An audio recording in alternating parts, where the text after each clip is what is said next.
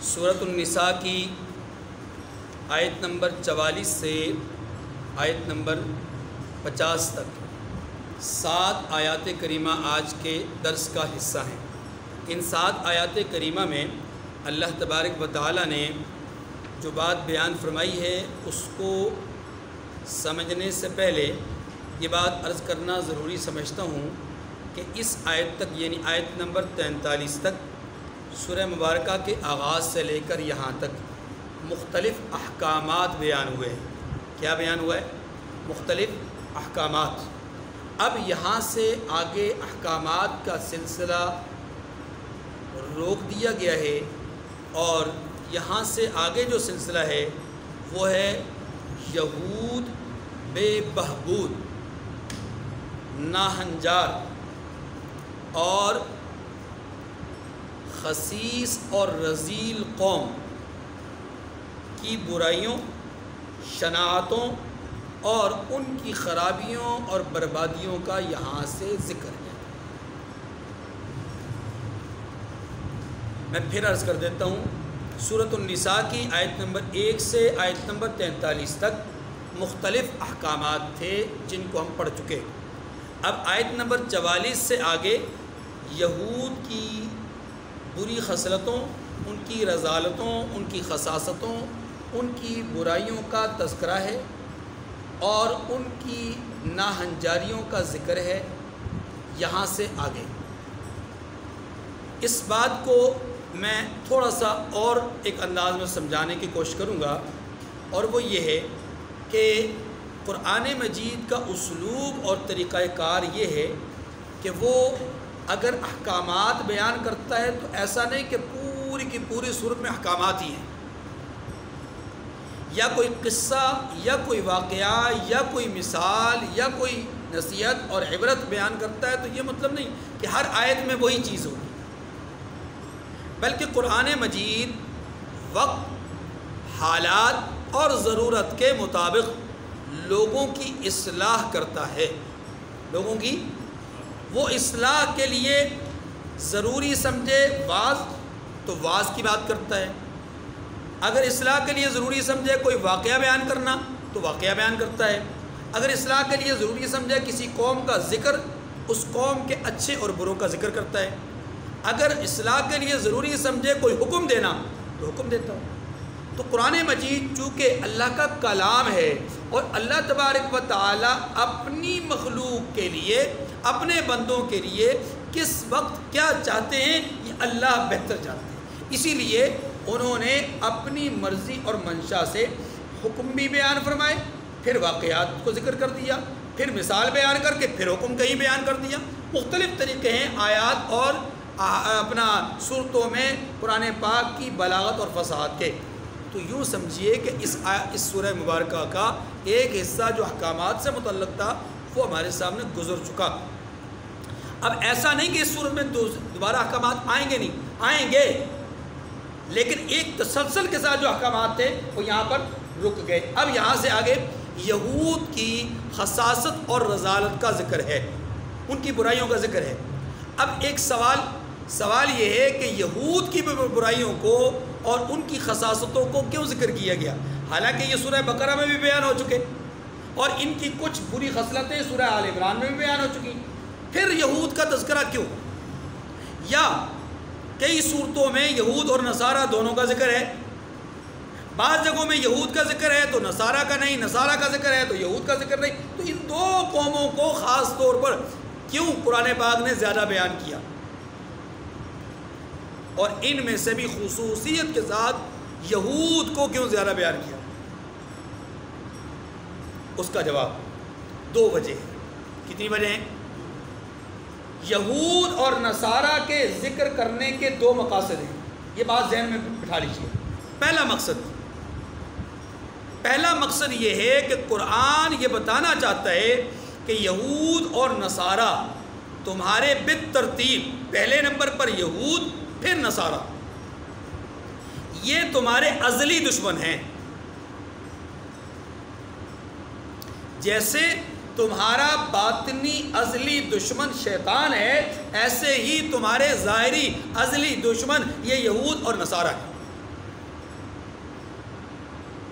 اب اگر کسی آدمی کو اپنے دشمن کے حوالے سے پتہ چل جائے کہ فلاں آدمی میرے ساتھ دشمنی رکھتا ہے تو وہ یقیناً اپنے دشمن سے بچے گا، اس کے وار سے بچنے کی کوشش کرے گا، اس کے فتنے سے بچنے کی کوشش کرے گا، اس کے جال میں پھنسنے سے بچے گا، ہر اعتبار سے اس سے بچنے کی کوشش کرے گا۔ اصل مقصد یہ ہے، بتایا یہ جا رہا ہے کہ یہود اور نصارہ تمہارے ازلی دشمن ہیں، انہیں اپنا دشمن سمجھو۔ قرآن پاک نے اس بات کو مختلف الفاظ میں ذکر کیا ہے، وَلَن تَرْضَىٰ عَنْكَ الْيَهُودُ وَلَا النَّصَارَىٰ حَتَّىٰ تَتَّبِعَ مِلَّتَهُمْ، یہود اور نصارہ آپ سے راضی نہیں ہو سکتے جب تک کہ آپ ان کی ملت کی پیروی نہ کریں، یعنی ان کے دین کو نہ اپنا لیں۔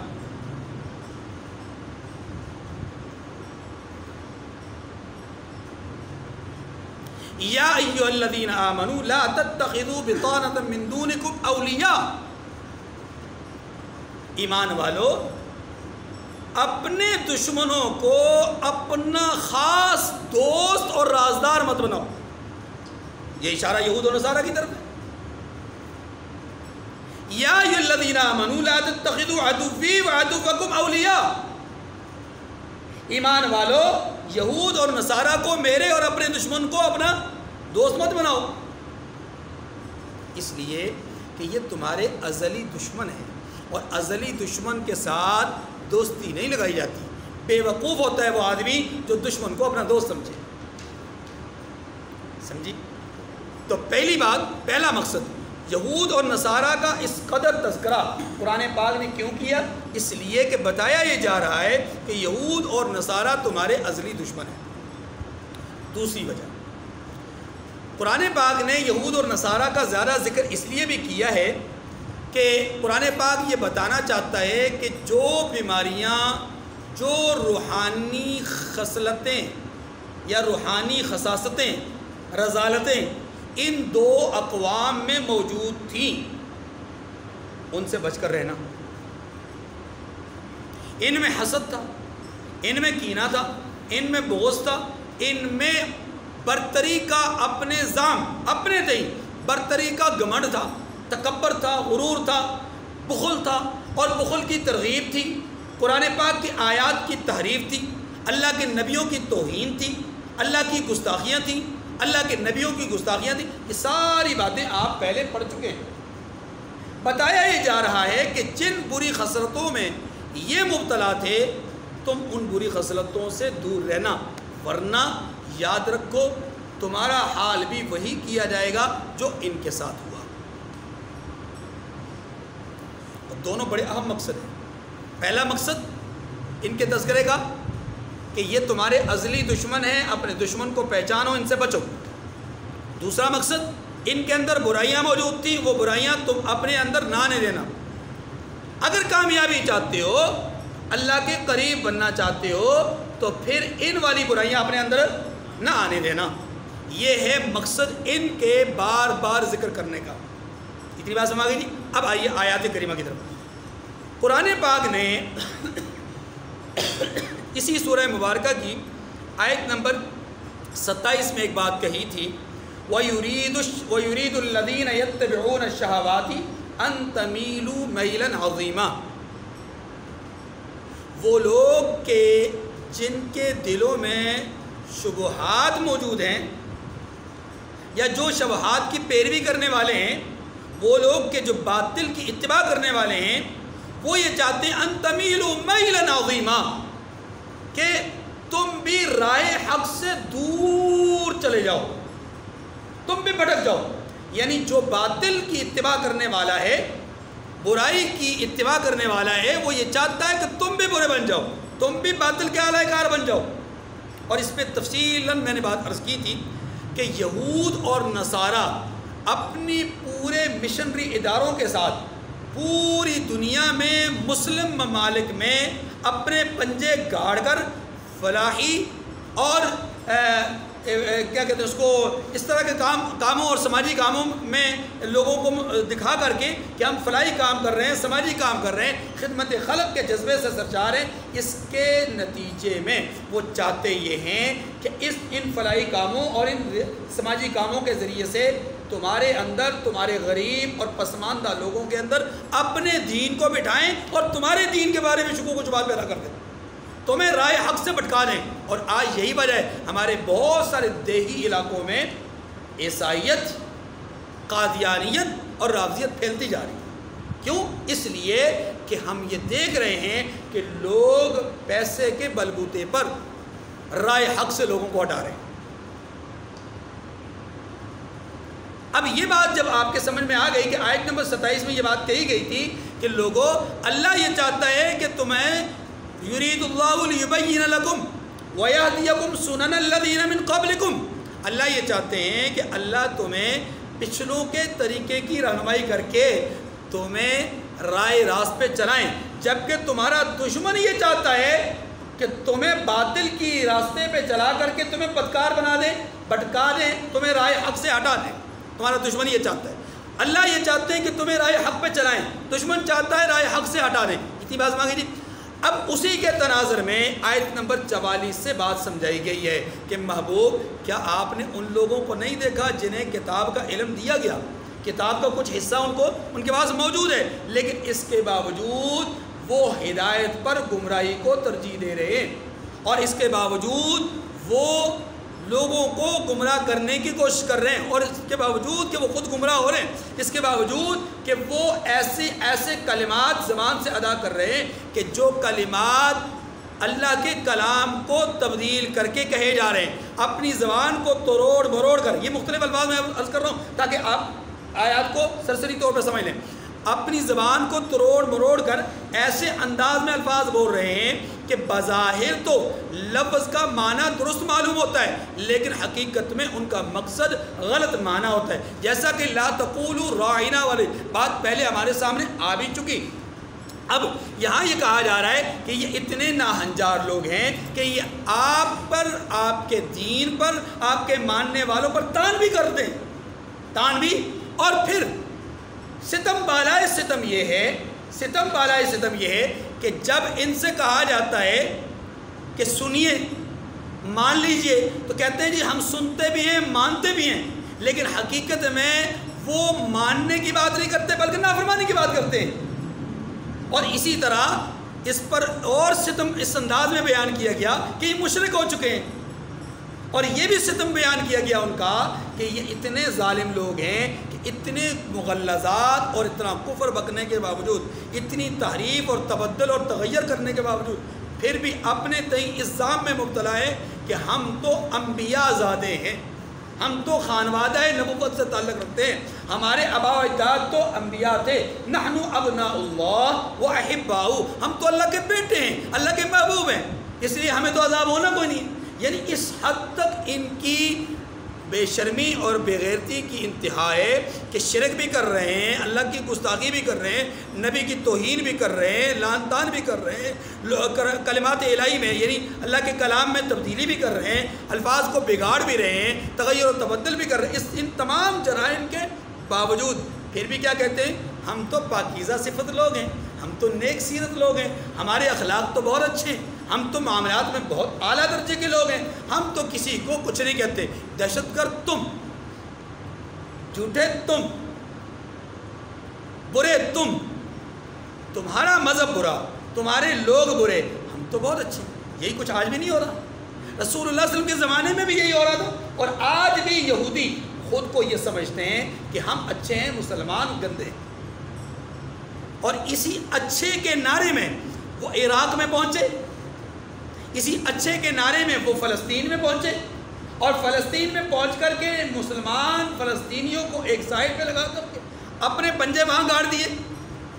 اسی اچھے کے دعوے اور نعرے میں انہوں نے مصر کی طاقت کو ختم کیا، اسی اچھے کے نعرے میں انہوں نے کویت کو بالکل جو ہے وہ دیوالیہ کیا ایک زمانے میں، اسی اچھے کے نعرے میں انہوں نے عراق کو تباہ کیا، اسی اچھے کے نعرے میں انہوں نے افغانستان کو تباہ کیا، اچھے ہونے کے نعرے میں انہوں نے پوری دنیا پر اپنا تسلط قائم کیا کہ ہم اچھے ہیں، ہم امن قائم کر سکتے ہیں، ہم حالات کو سنوار سکتے ہیں، ہم حالات کو سدھار سکتے ہیں، تم ہو، تمہاری وجہ سے دہشت گردی ہوتی ہے، تم ہو، تمہاری وجہ سے حالات خراب ہوتے ہیں، تمہاری وجہ سے نقص امن کا معاملہ ہوتا ہے۔ ہم ہیں، ہم دنیا کے اندر امن قائم کرنے والے ہیں، ہم دنیا کے اندر حالات کو بہتر کرنے والے ہیں، ہم جہاں جاتے ہیں حالات کو بہتر کرتے ہیں۔ یہی وجہ ہے کہ آپ آج پوری دنیا میں دیکھتے ہیں کہ ان کے پنجے پوری دنیا میں گڑے ہوئے ہیں۔ یہ وہی یہودی اور نصرانی ہیں جنہیں میرے رب نے میرا اور آپ کا ازلی دشمن قرار دیا، جن کو ہمارے رب نے کہا کہ یہ تمہارا ازلی دشمن ہے، اور جن کی برائیوں کو بیان کر کے بتلایا یہ جا رہا ہے کہ ان بیماریوں میں تم مبتلا نہ ہونا۔ وہ ہیں ہی بیمار، ان بیماروں سے بچنے کے لیے کہا گیا۔ ہم یہ سمجھتے ہیں کہ وہ بیمار نہیں ہے، وہ بہت اچھے ہیں، بیمار تو ہم ہیں۔ اس لیے کہ ہم نے یہ جو ہم نے نعرہ لیا کہ ہم بیمار ہیں وہ ٹھیک ہے، یہ ہم نے ان سے لیا، ہم نے ان کو قبول کیا، ان کو فالو کیا، ان کی پیروی کی، حالانکہ ہمیں پیروی کرنی چاہیے تھی کس کی؟ ان کی جنہوں نے کائنات کی بیماروں کو شفا دینے کے لیے جد و جہد کی ہے، وہ ہے محمد رسول اللہ صلی اللہ علیہ وآلہ وسلم۔ ٹھیک ہے جی، تو ان آیات کریمہ میں یہی بتایا گیا کہ یہ یہود کی بیماریاں ہیں اور ان بیماریوں سے تم نے بچنا ہے، یہود اور نصارہ تمہارے دشمن ہیں اور ان دشمنوں سے تم نے بچ کے رہنا ہے، اجتناب کرنا ہے۔ دیکھیے آیات کریمہ کو اس کے ضمن میں جو باتیں ہوں گی عرض کروں گا۔ الم تر الی الذین اوتوا نصیبا من الکتاب یشترون الضلالۃ ویریدون ان تضلوا السبیل۔ بھلا آپ نے ان لوگوں کو نہیں دیکھا؟ یہاں نہ دیکھنا، یہ دیکھنا، اس کا تعلق علم کی یعنی رؤیت علمی مراد ہے، رؤیت بصری مراد نہیں۔ دیکھیے توجہ، یہود اور نصارہ کے متعلق کہا جا رہا ہے ان یہود اور نصارہ کے متعلق جو کہ ان کے آباء و اجداد ہیں، یا اگر اس سے مراد قیامت تک آنے والا ہر قرآن کا قاری ہے تو پھر اس سے مراد وہ تمام یہود و نصارہ جو قرآن کے نزول سے لے کر کے اس وقت تک ہیں، سب مراد ہیں۔ تو ظاہر ہے سب کو تو ہم نے نہیں دیکھا، ہم نے تو بہت سارے یہودیوں کو نہیں دیکھا، تو یہاں دیکھنے سے مراد کیا ہے؟ علم۔ کیا آپ کو یہود و نصارہ کے بارے میں یہ علم نہیں ہے؟ کیا آپ نہیں جانتے؟ کیا بات کہ نصیب من الکتاب، کہ جنہیں کتاب کا ایک حصہ دیا گیا ہے۔ کتاب کا ایک حصہ دیے جانے سے مراد دو باتیں، ایک بات یہ ہے کہ کتاب کا ایک حصہ ابھی بھی ان کے پاس صحیح حالت میں موجود ہے، بہت ساری تحریف، تغیر، تبدل کے باوجود کچھ حصہ اب بھی صحیح حالت میں، کاش کہ اسی صحیح حالت پر بھی، حالت والے حصے پر بھی ایمان لا کر کے اس پر عمل درآمد کرتے تو تب بھی ان کی نجات کے لیے کچھ نہ کچھ راستہ نکل جاتا، لیکن انہوں نے اس کو بھی نہیں اختیار کیا۔ ایک صورت یہ ہے، ایک صورت کہ صحیح حصے سے مراد یا اپنا کتاب کا حصہ، جو اس حصے سے مراد وہ غیر تحریف شدہ کلام جو ان کے پاس موجود ہے کتاب، اور دوسرا اس سے مراد یہ ہے کہ ان کو کتاب کا ایک حصہ دیا گیا، یعنی ان میں سے بہت سارے لوگ وہ ہیں جو کتاب کے علم سے آگاہ ہیں، کتاب کے علم سے آگاہ ہیں۔ جیسا کہ آپ جانتے ہیں کہ مدینہ منورہ میں بار بار اس بات کا ذکر کیا جا چکا کہ یہود کے 10 بڑے علماء تھے، 10 بڑے، اور ان میں سے صرف ایک عالم عبداللہ ابن سلام رضی اللہ تعالیٰ عنہ مسلمان ہوئے، باقی 9 عالم مسلمان نہیں ہوئے۔ تو کہا یہ گیا کہ ان میں سے کچھ وہ لوگ بھی ہیں جن کو کتاب کا ایک حصہ سمجھایا گیا، بتایا گیا اور ان کو پڑھایا گیا، یا ان کو یاد ہے اور وہ جانتے ہیں۔ کیا آپ نے ان کو نہیں دیکھا؟ کیا وہ کرتے کیا ہیں؟ یہ تو ان کی حالت بیان کی گئی نا کہ ان کو کتاب کا ایک حصہ دیا گیا یا سمجھا دیا گیا، کرتے کیا ہیں؟ فرمایا نمبر 1 یشترون الضلالۃ، وہ گمراہی کو خریدتے ہیں، وہ جو حصہ کتاب ان کے پاس موجود ہے، یہ سیکھا ہوا ہے، اس پر عمل نہیں کرتے، اس کے مقابلے میں گمراہی پر عمل کرتے ہیں، ایک۔ نمبر 2 وَيُرِيدُونَ أَن تَضِلُّوا السَّبِيلَ، اور چاہتے یہ ہیں کہ تم بھی راستے سے بھٹک جاؤ۔ يُرِيدُ الَّذِينَ يَتَّبِعُونَ الشَّهَوَاتِ أَن تَمِيلُوا مَيْلًا عَظِيمًا، آیت نمبر 27 میں بھی یہی بات کہی گئی کہ باطل کے پیروکار یہی چاہتے ہیں کہ تم بھی رائے حق سے بھٹک جاؤ۔ تو یہ باطل کے پیروکار کون ہیں؟ یہود و نصارہ۔ 2 باتیں ہو گئیں۔ تیسری بات، اچھا اس کے مقابلے میں اللہ کا فرماتے ہیں واللہ اعلم بِأَعْدَائِكُمْ، اور اللہ تمہارے دشمنوں سے خوب واقف ہے۔ شاید کسی بھائی کے ذہن میں یہ بات ہو کہ مولوی صاحب کہتے ہیں یہ ازلی دشمن ہے، تو قرآن نے کہا ہے؟ قرآن کہتا ہے واللہ اعلم بِأَعْدَائِكُمْ، اللہ تمہارے دشمنوں سے خوب واقف ہے۔ دشمن تمہارا ظاہری ہو اللہ اس سے بھی واقف ہے، دشمن تمہارا باطنی ہے اللہ اس سے بھی، اللہ نے تو دونوں دشمنوں کا واضح طور پہ بتا دیا ہے، اس دشمن سے بھی بچو، اس دشمن سے بھی۔ آگے فرمایا وَكَفَى بِاللَّهِ وَلِيًّا وَكَفَى بِاللَّهِ نَصِيرًا، اور اللہ کافی ہے کارساز اور کافی ہے مددگار، یعنی کام بنانے کے لیے، بگڑی سنوارنے کے لیے اللہ ہی کافی ہے۔ اور اسی طریقے سے مدد پہنچانے کے لیے، نصرت کرنے کے لیے اللہ ہی کافی ہے۔ لیکن یاد رکھیے اللہ کی طرف سے مدد و نصرت کے فیصلے کب آتے ہیں؟ اس وقت جب انسان اللہ کے بتلائے ہوئے طریقے پر عمل کرنے کی کوشش کرتا ہے۔ انسان مخالفت کرے اللہ کے حکم کی اور پھر تمنا اور آرزو رکھے کہ اللہ مدد و نصرت فرمائیں گے، اللہ مدد و نصرت نہیں فرماتے۔ قوموں کی درستگی اور قوموں کی ترقی اور تنزل کے فیصلے اللہ رب العزت اپنے احکامات کے ماننے اور نہ ماننے میں رکھتے ہیں۔ جو قومیں اللہ کے فیصلوں کو، اللہ کے حکموں کو مانتی ہیں، اللہ ان کے لیے ترقی کے فیصلے فرماتے ہیں، جلد یا بدیر۔ بعض اوقات وہ فیصلے جلدی نافذ ہوتے ہیں، بعض اوقات وہ فیصلے دیر سے نافذ ہوتے ہیں، لیکن ہوتے اللہ کے فیصلے ان کے حق میں ہی ہیں، ہوتے اللہ کے فیصلے ان کے۔ وہ شہید ہو جائیں تو تب بھی کامیاب، وہ غازی رہ جائیں تب بھی، وہ بچ جائیں تو بھی کامیاب، وہ شہید ہو جائیں تو۔ فَمِنْهُمْ مَنْ قَضَى نَحْبَهُ وَمِنْهُمْ مَنْ يَنْتَظِرُ۔ بہت سارے ان میں سے ایسے ہوتے ہیں جو اپنے انجام رضا کو پہنچ چکے ہیں، اور بہت سارے ایسے ہیں کہ اس رضا کے انتظار میں ابھی بھی سرگرداں ہیں، پھر رہے ہیں، جان ہتھیلی پہ لیے ہوئے پھر رہے ہیں کہ کب حکم الہی آئے اور ہماری جان اس کے سپرد ہو اور ہم جائیں اس سے جا کر ملاقات کریں۔ من الذین ہادوا یحرفون الکلم عن مواضعہ۔ تیسری برائی، پہلی برائی کیا تھی کہ گمراہی کو خریدتے ہیں، دوسری برائی کیا تھی کہ تمہیں بھی گمراہ کرنا چاہتے ہیں، تیسری برائی فرمایا من الذین ہادوا یحرفون الکلم عن مواضعہ۔ فرمایا جو یہودی ہیں ان میں کچھ لوگ ایسے بھی ہیں کہ کلمات کو ان کے مقامات سے بدل دیتے ہیں۔ کیا مطلب یہ الفاظ کے معنی بدلتے ہیں، یا نمبر 2 الفاظ کا لہجہ بدلتے ہیں، الفاظ کا مثلا کہتے ہیں جی میں نے سن لیا، میں نے آپ کی بات کو سنا، جی جی میں نے سن لیا، یہ ایک انداز یہ ہے، اور ایک تھوڑا سا لہجہ جی سن لیا۔ اب دیکھیں دونوں میں لہجوں کی وجہ سے لفظ کے معنی اور مفہوم میں تبدیلی آ گئی۔ ایک آدمی انقیاد کے ساتھ، عاجزی کے ساتھ، تذلل کے ساتھ کسی بڑے کے سامنے کہتا ہے جی حضور میں نے سن لیا، جی اس پہ عمل ہوگا، عاجزی کے ساتھ۔ اب یہ واقعی اتباع کرنا چاہتا ہے، یہ واقعی ماننا چاہتا ہے، اور دوسرا کیا کہتا ہے آنکھیں ٹیڑھی کر کے جی سن لیا، ہاں عمل ہوگا۔ یہ انداز، الفاظ وہی ہیں لیکن انداز کے بدلنے کی وجہ سے، لہجے کے بدلنے کی وجہ سے مفہوم بدل جاتا ہے۔ یہی بات یہاں کہی جا رہی ہے کہ یہودیوں میں سے بعض یہودی وہ ہیں جو الفاظ کو بدلتے ہیں، یا الفاظ کے معنی کو بدلتے ہیں، یا الفاظ کے لہجے کو بدلتے ہیں۔ تینوں صورتوں میں مقصود ان کا نافرمانی ہوتا ہے، ٹھیک ہے جی۔ وَيَقُولُونَ سَمِعْنَا وَعَصَيْنَا، اور کہتے ہیں کہ ہم نے سن لیا اور نہیں مانا، ہم نے سنا اور دیکھیے توجہ، یہ الفاظ وہ ظاہراً نہیں کہتے تھے، الفاظ ظاہراً کیسے؟ یعنی کہ مجلس میں بیٹھ کر آقا صلی اللہ علیہ وسلم کو یوں نہیں کہتے تھے کہ ہم نے آپ کی بات سنی اور ہم نافرمانی کریں گے، نہیں، ایسی تو جرت ہی نہیں تھی ان کی بات کرنے کی۔ وہاں کیا کہتے تھے؟ ہم نے آپ کی بات سن لی، ہم مانیں گے، لیکن اس ماننے کے جذبے اور اس اپنا اس ایمان سے وہ سرشار نہیں ہوتے تھے، جس کی وجہ سے وہ باہر جا کر کے کیا کہتے تھے؟ ہم نے ماننا کوئی نہیں ہے۔ اللہ نے ان کی باہر والی بات کو ساتھ اٹیچ کیا کہ کہتے ہم نے سن لیا، اور حقیقت میں اصل میں وہ سن کر ماننے والے نہیں بلکہ کہتے ہم نافرمانی کریں گے۔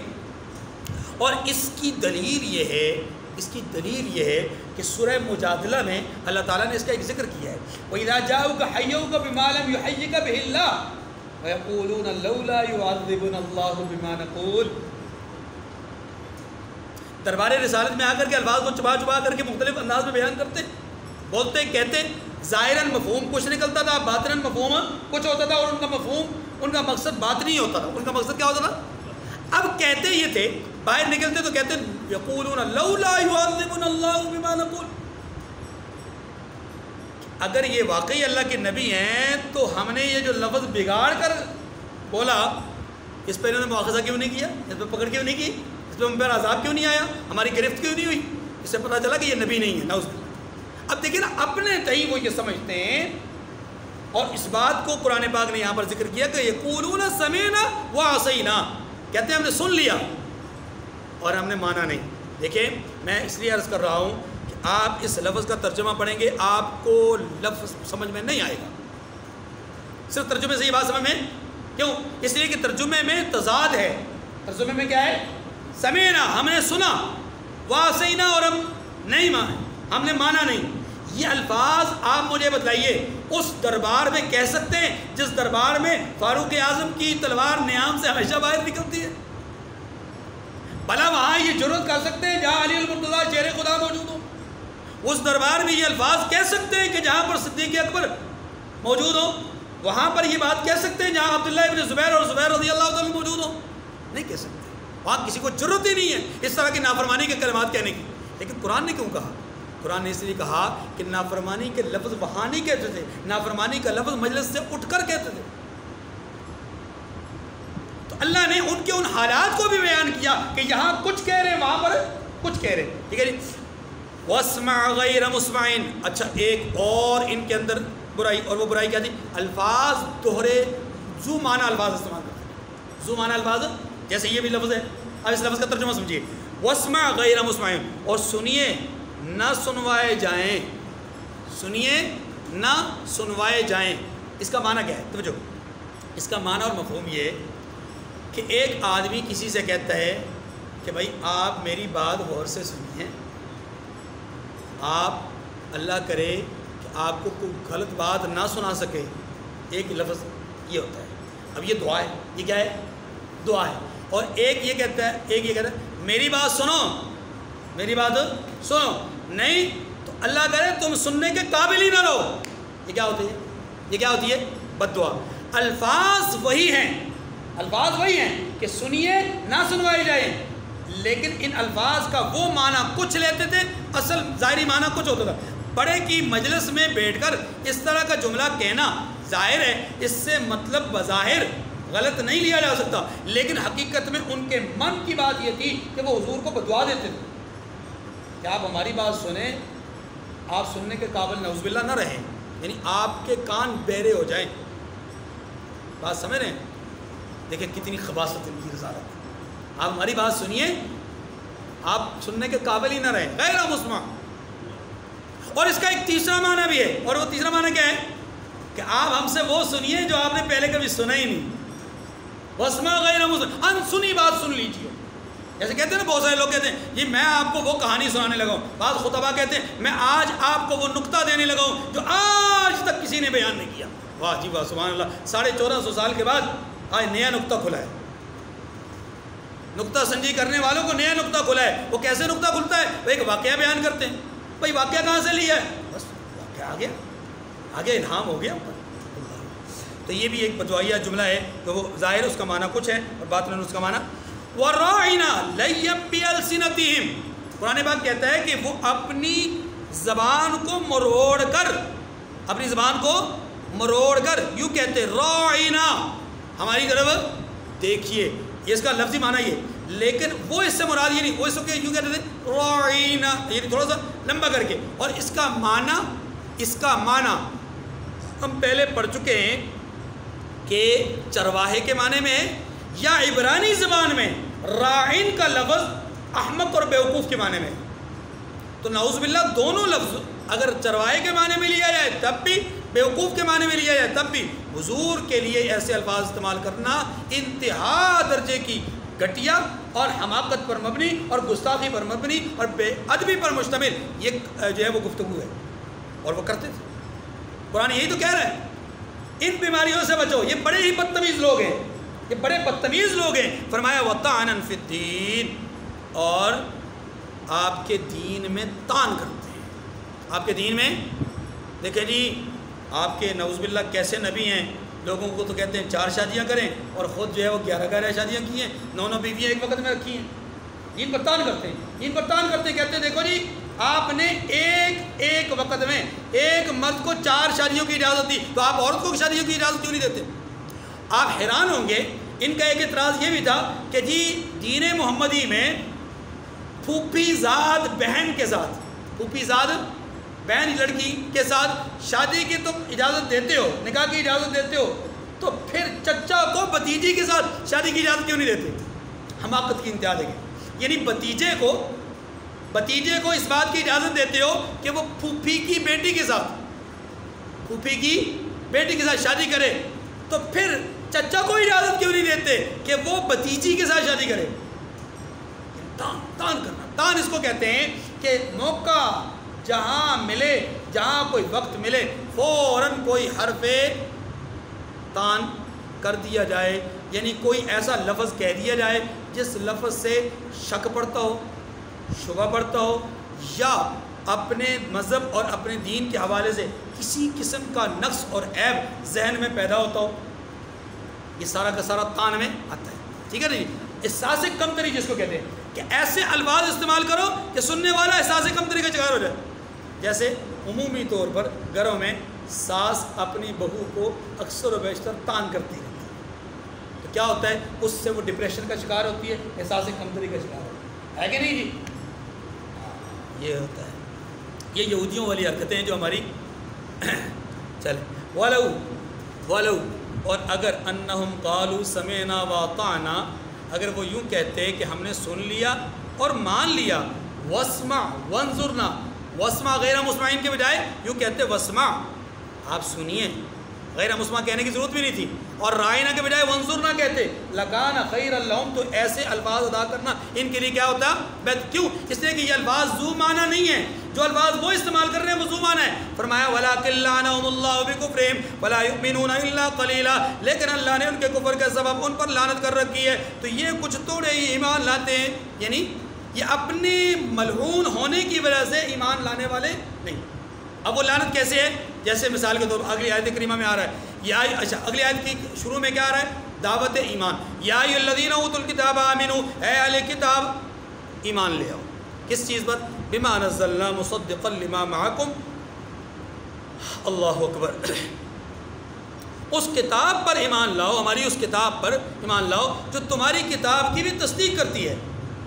اے اہل کتاب ایمان لاؤ ہماری اس کتاب پر جو تمہارے پاس موجود کتاب کی تصدیق کرتی ہے. من قبل ان نطمس وجوہا، یہ دھمکی ہے. یہ کیا ہے؟ یہ کیا ہے؟ دھمکی. فرمایا من قبل ان نطمس وجوہا، اس سے پہلے کہ ہم لوگوں کے منہ کو بگاڑ دیں. من قبل ان نطمس، کہ ہم اس سے پہلے کہ چہروں کو بگاڑ دیں. فَنَرُدَّهَا عَلَىٰ أَدْبَارِهَا، یا ہم چہروں کا رخ پھیر دیں.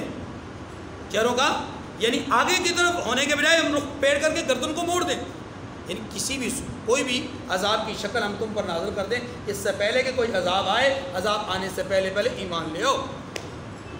آگے پھر عجیب بات ہے، فرمایا او نلعنہم کما لعنا اصحاب السبت، یا پھر ہم اسی طرح لعنت کریں جس طرح ہفتے والے دنوں پر کی تھی، ہفتے والے دن کی بے حرمتی کرنے والوں پر کی تھی. یہ کیا ہے؟ یہ اشارہ ہے انہیں ان کے آباء و اجداد کی طرف کہ ان سے کہا تھا کونوا قردۃ خاسئین، ذلیل اور رسوا بندر بن جاؤ. فجعلنا منهم القردۃ والخنازیر، ہم نے ان میں سے کچھ لوگوں کو بندر بنایا، کچھ کو خنزیر بنایا. روایات میں آتا ہے کہ جو جوان تھے انہیں اللہ نے بندر بنا دیا، جو بوڑھے تھے اللہ نے ان کو خنزیر بنا دیا. یہ مسخ شکل یعنی شکلوں کے بگڑنے کا، شکلوں کو بگاڑنے کا عذاب انہی اہل کتاب میں سے یہود پر نازل ہوا. اللہ نے اشارہ کیا کہ اپنے آباء و اجداد کی تاریخ تو تم جانتے ہی ہو. اگر نہیں مانو گے اس کتاب کو جو کتاب تمہاری کتاب کی تصدیق کرنے والی ہے، اور اس طرح کی بے حرمتیاں اور گستاخیاں اور بے ادبیاں کرتے رہو گے، تو ہو سکتا ہے ہم تمہاری شکلوں کو بگاڑ دیں، ہو سکتا ہے تمہارے چہروں کا رخ پھیر دیں. ہمارے لیے کوئی مشکل کام ہے؟ وَكَانَ أَمْرُ اللَّهِ مَفْعُولًا، اللہ کا فیصلہ تو ہو کر رہے گا. کیا مطلب؟ جب اللہ نے فیصلہ کر دیا تو ہونا ہے. إِنَّ اللَّهَ لَا يَغْفِرُ أَن يُشْرَكَ بِهِ وَيَغْفِرُ مَا دُونَ ذَلِكَ لِمَن يَشَاءُ وَمَن يُشْرِكْ بِاللَّهِ فَقَدِ افْتَرَىٰ إِثْمًا عَظِيمًا. اللہ اس گناہ کو نہیں بخشے گا. کون سے گناہ کو؟ جو شرک والا، یعنی اللہ شرک کے گناہ کو نہیں بخشے گا. اللہ شرک کے گناہ کو، اللہ اس گناہ کو نہیں بخشے گا کہ اس کے ساتھ کسی کو شریک ٹھہرایا جائے. وَيَغْفِرُ مَا دُونَ ذَلِكَ لِمَن يَشَاءُ، اور اس کے سوا اور گناہ جس کو چاہے معاف کر دے. یہ قانون نہیں ہے کہ اوروں کو معاف کرے گا ہی کرے گا، نہیں، اس کی مرضی ہے، معاف کر دے کر دے، نہ کرے تو پکڑ بھی سکتا ہے، لیکن شرک کو کسی صورت میں بھی معاف۔ اچھا، وَمَن يُشْرِكْ بِاللَّهِ فَقَدِ افْتَرَىٰ إِثْمًا عَظِيمًا، اور جس نے اللہ کا شریک ٹھہرایا یا مقرر کیا اس نے بڑا ہی بہتان باندھا اللہ پر۔ اور یہ بات بارہ آ چکی ہے، شرک کی تردید میں قرآن بھرا ہوا ہے۔ سب سے زیادہ زور قرآن پاک نے کس پہ دی ہے؟ توحید کے اس بات اور شرک کی تردید پر، اور انبیاء کی دعوت کا محور اور مرکز بھی یہی تھا، اور کلمہ توحید بھی یہی کہتا ہے، لا الہ الا اللہ۔ لا الہ الا اللہ نفی ہے، الا اللہ اس بات ہے، اللہ کے سوا کوئی معبود نہیں، اللہ کے سوا کوئی معبود نہیں۔ الم تر الی الذین یزکون انفسهم، آخری بات کہ یہ یہودی اتنی بیماریوں کے باوجود اپنے آپ کو کیا سمجھتے تھے؟ پاکیزہ۔ نحن ابناء اللہ واحبہ، ہم اللہ کے محبوب ہیں، اللہ کے بیٹے ہیں۔ اللہ نے اس کا جواب دیا، الم تر الی الذین یزکون انفسهم، اے محبوب کیا آپ نے ان لوگوں کو نہیں دیکھا، یعنی ان کے بارے میں آپ نہیں جانتے کہ جو اپنے آپ کو پاکیزہ کہتے ہیں، خود کو قرآن پاک نے کہا فلا تزکوا انفسکم هو اعلم بمن اتقى، قرآن نے پوری انسانیت کو مخاطب کر کے کہا اپنے آپ کو پاکیزہ مت کہو، یہ مت اپنی تعریفیں خود مت کرو، اللہ بہتر جانتے ہیں، هو اعلم بمن اتقى، اللہ بہتر جانتے ہیں کون متقی ہے کون غیر متقی ہے۔ اسی بات کو یہاں پر بھی بیان کیا گیا، بل اللہ یزکی من یشاء ولا یظلمون فتیلا، بلکہ اللہ ہی جس کو چاہتا ہے پاکیزہ کرتا ہے اور ان پر دھاگے برابر بھی ظلم نہیں ہوگا۔ کیا مطلب؟ فتیلہ اصل میں توجہ، فتیلہ دھاگے کو کہتے ہیں، لیکن یہ کون سا دھاگا اس سے مراد ہے؟ یہ خاص ایک دھاگا ہے، وہ دھاگا نہیں ہے اس کو دھاگا کا ہم معنی دیتے ہیں، ورنہ آپ جانتے ہیں ایک کھجور ہوتی ہے، کھجور کے اندر ایک گٹھلی ہوتی ہے، گٹھلی کے اندر ایک نالی سی بنی ہوتی ہے، اس نالی کے اندر اچھا اس گٹھلی کے اوپر ایک کور چڑھا ہوتا ہے، وہ نہیں، بلکہ اس کی نالی کے اندر ایک چھوٹا سا ایک دھاگا ہوتا ہے، ایک دھار سی ہوتی ہے۔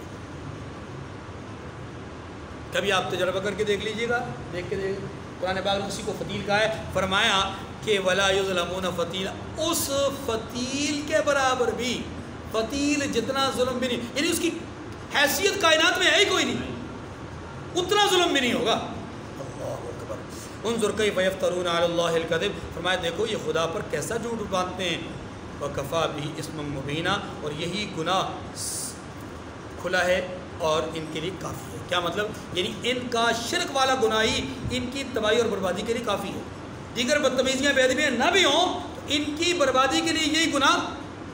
اللہ تعالیٰ مجھے اور آپ کو ان جرائم سے، ان بیماریوں سے، ان بری خصلتوں سے بچنے کی توفیق نصیب فرمائے جن کو اللہ نے یہود اور نصارہ کی سرشت کے طور پر بیان کیا ہے۔ وآخر الدعوانا ان الحمد للہ رب العالمین۔